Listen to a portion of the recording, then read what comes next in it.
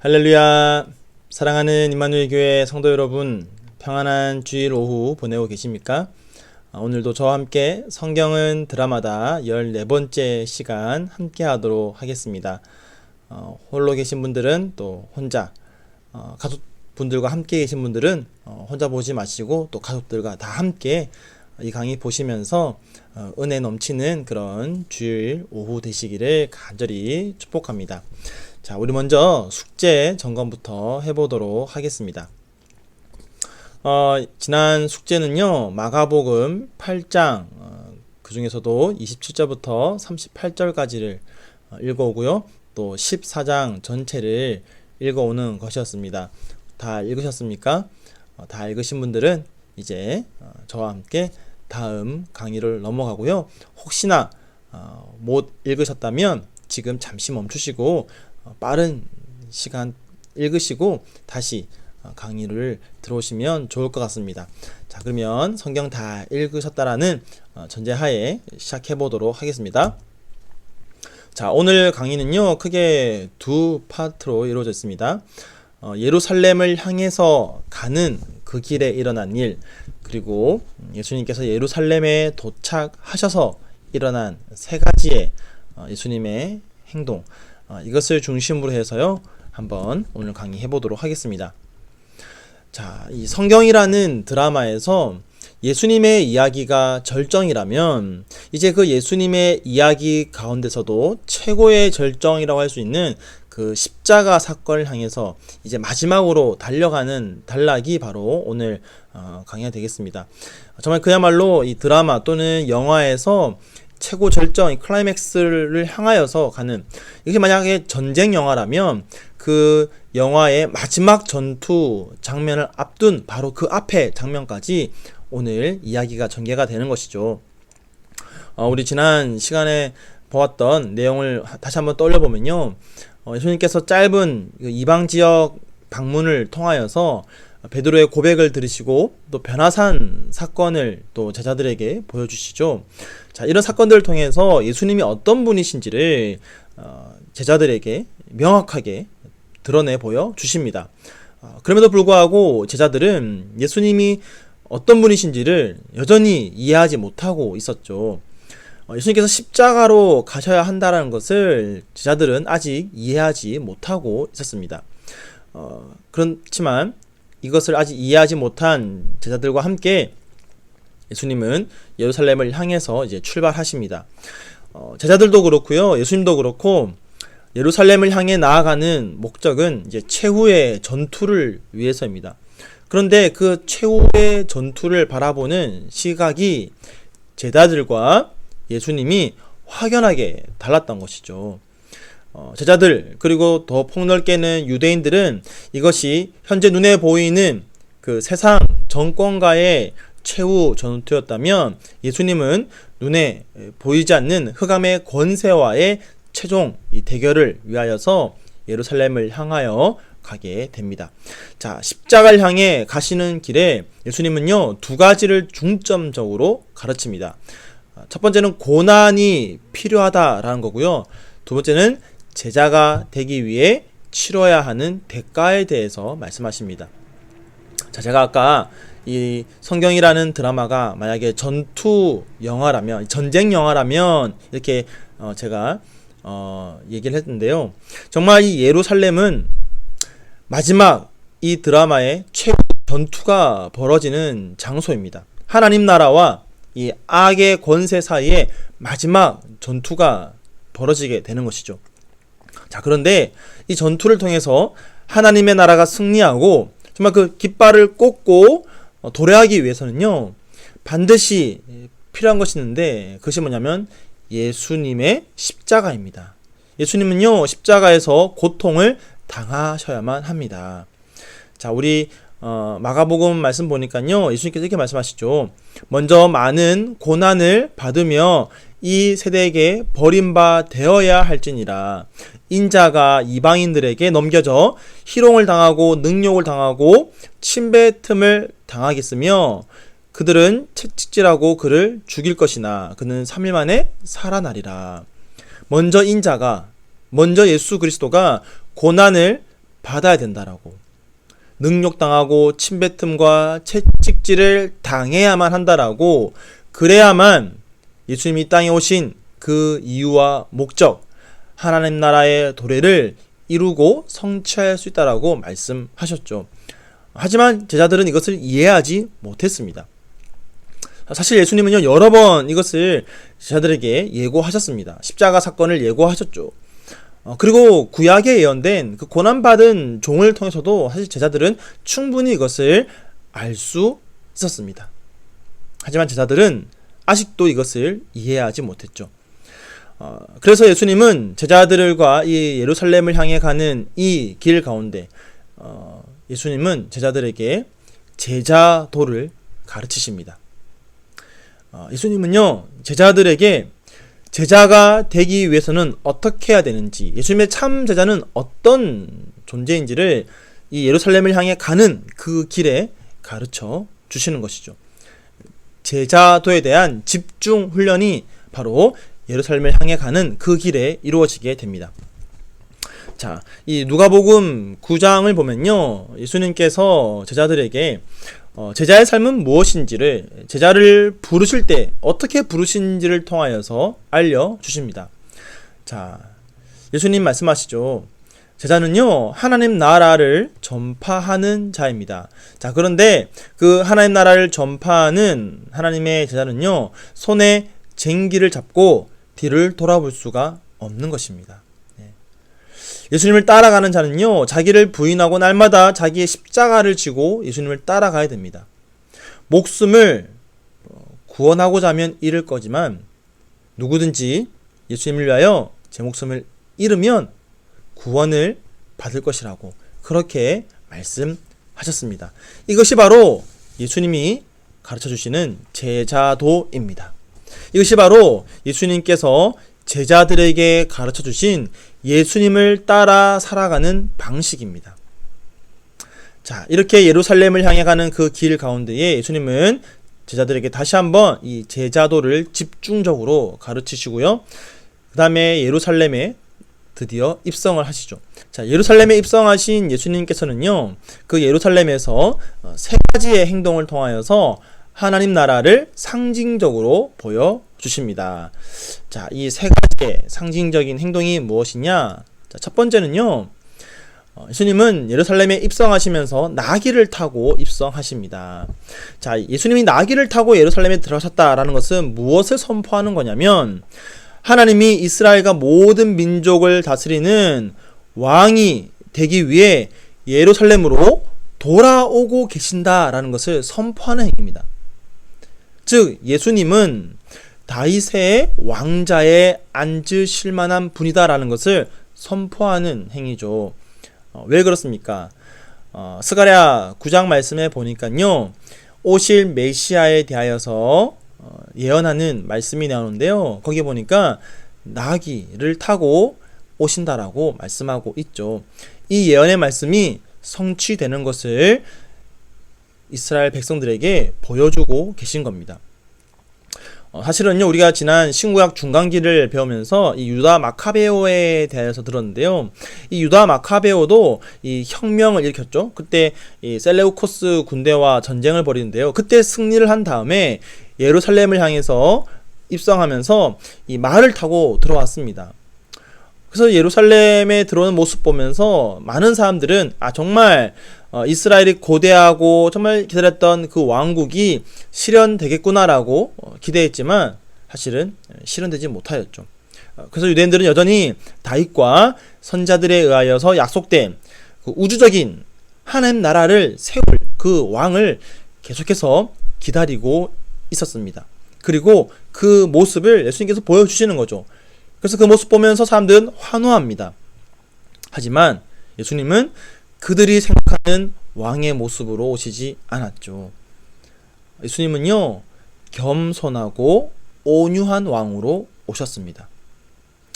예수님이 선택하신 그 예루살렘 입성에 선택된 동물은 짐을 싣는 아주 비천한 동물이었습니다. 화려한 그런 말을 타고 오신 것이 아니었습니다.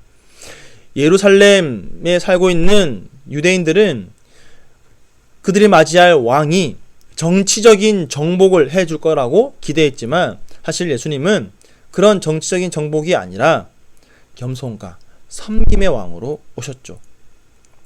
사실 이것은 이미 스가랴 말씀에 예언되어져 있었던 말씀입니다. 뭐라고 예언했습니까? 겸손하여서 나귀를 타시나니 나귀의 작은 것 곧 나귀 새끼니라. 이미 하나님은 그들이 오해하지 않도록 예언하셨습니다. 하지만 이 말씀을 온전히 깨닫지 못하고 자기 스스로 해석한 유대인들이 잘못된 오해하는 그런 모습으로 왕을 기다리고 있었던 것이죠. 자, 그런가 하면요, 예수님이 보여주셨던 두 번째 행위는 뭐냐면 성전을 심판하신 겁니다. 예루살렘에서 행하신 두 번째 메시아적인 행동이죠.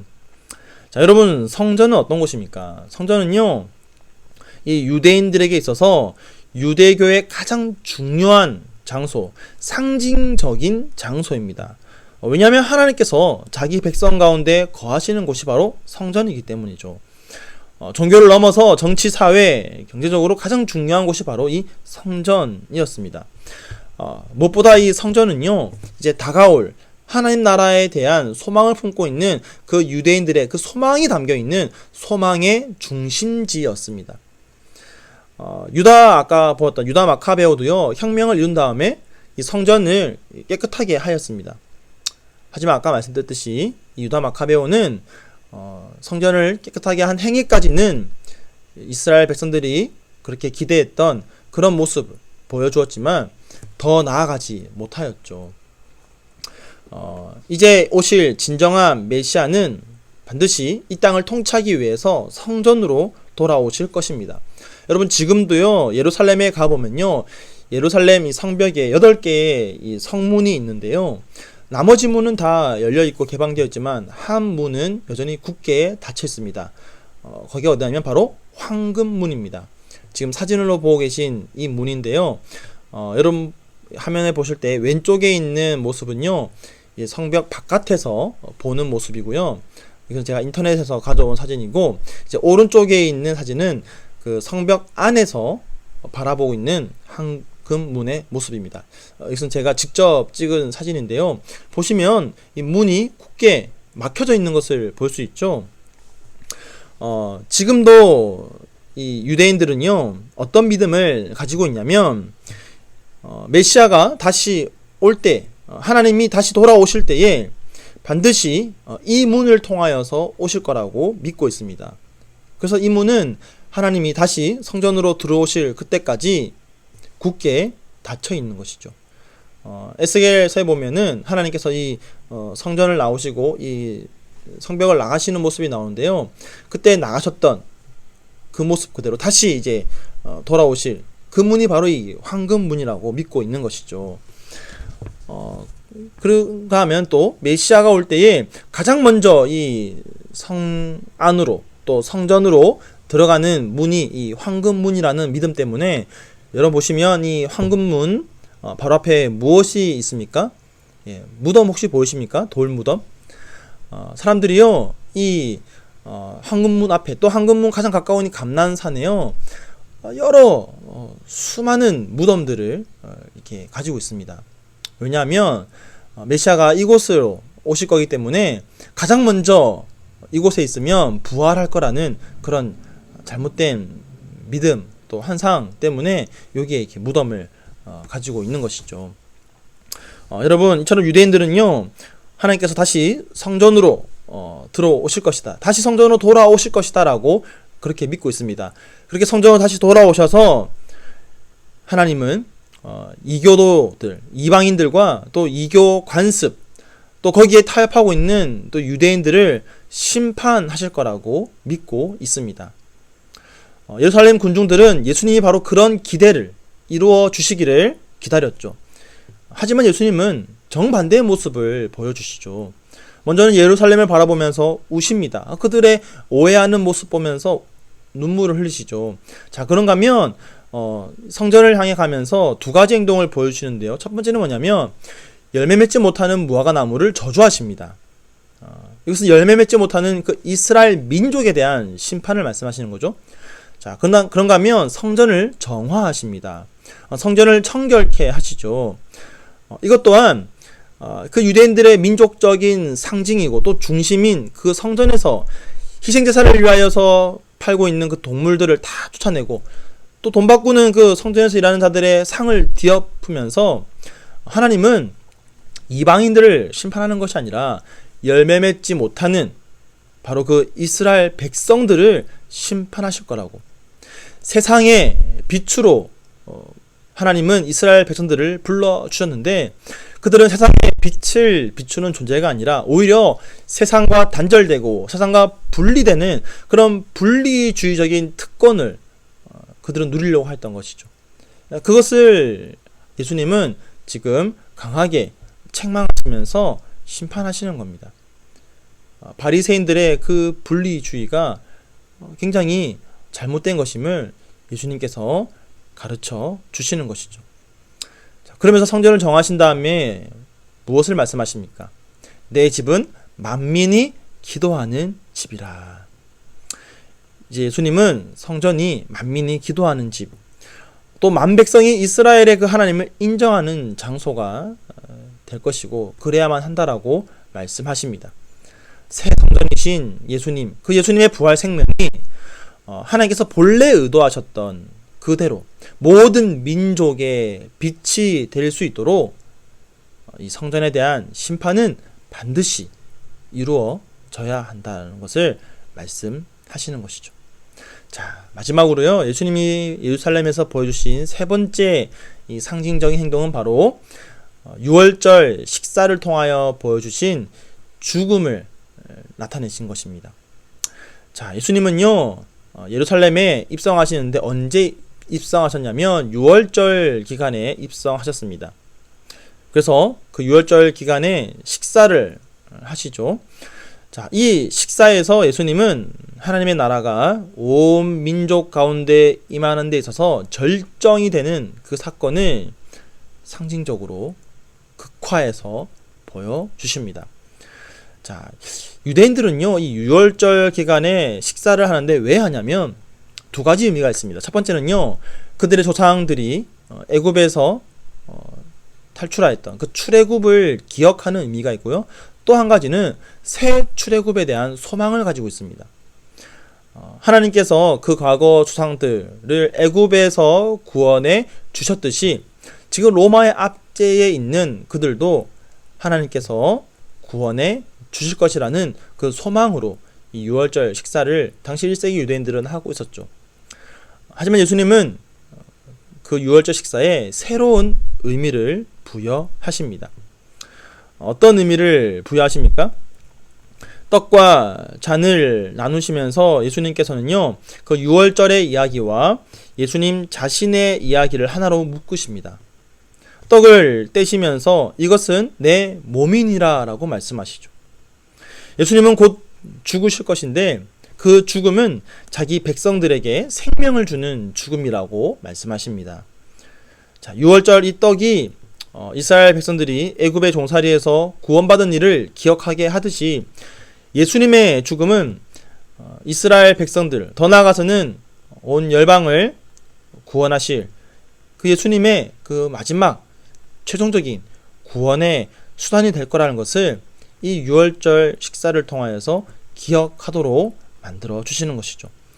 자, 그런가 하면 잔을 드시고는요, 이것은 나의 피, 곧 언약의 피니라 라고 말씀하십니다. 예수님은 그분의 십자가, 그 죽음을 통해서 이스라엘이 그토록 간절히 구하고 또 기다리고 있는 새 언약, 또 도래할 하나님 나라가 임할 것이라고 가르쳐 주시는 것입니다.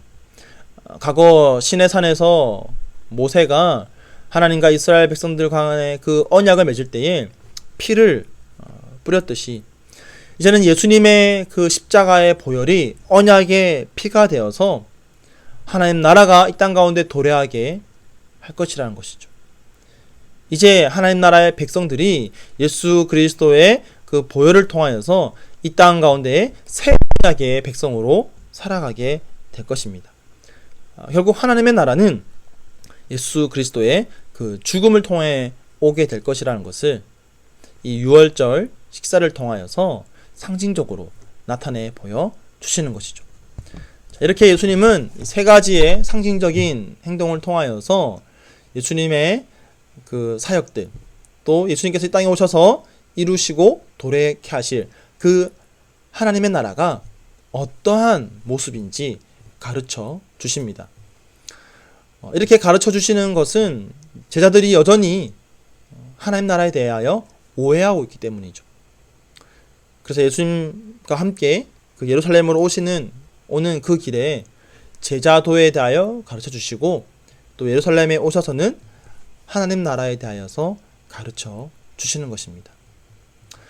이처럼 예수님은 제자들이 오해하지 않고 예수님의 가르침을 제대로 알고 배워서 예수님의 참 제자가 되기를 원하셨습니다. 왜냐하면 이제 곧 십자가에서 예수님이 죽으신 그 이후에는 제자들이 예수님의 사역, 그 하나님 나라를 선포하고 전파하는 사역을 이어받아야 하기 때문입니다. 지금도 예수님은 우리에게 그런 제자의 삶을 원하십니다. 어떤 제자의 삶일까? 바로 제대로 알고 제대로 따르는 참 제자의 삶을 원하고 계십니다. 예수님은 지금도 우리를 가르치고 계시죠. 그래서 그 배운 대로 확신한 그 일에 우리가 거하기를 원하십니다. 우리 모두가 그렇게 제대로 알고 제대로 예수님 따르는 그런 참 제자의 삶을 살아가기를 예수님의 이름으로 간절히 축복합니다. 자, 오늘 강의 여기까지였고요. 다음 강의 전까지 우리가 항상 숙제를 하는데요. 자, 이번 주에도 숙제가 없습니다. 네, 지난 10강에 이어서 오늘도 제가 숙제를 내리지 않게 되었는데요. 숙제가 없지만 지난번에도 말씀드렸듯이 지난 4번의 강의를 다시 한 번 더 리마인드 하시면서 복습하시고요. 우리 다음 시간에 더 알차고 유익한 강의로 만나도록 하겠습니다. 그러면 남은 시간 평안한 하루 되시고요. 우리 다음 시간에 뵙도록 하겠습니다. 감사합니다.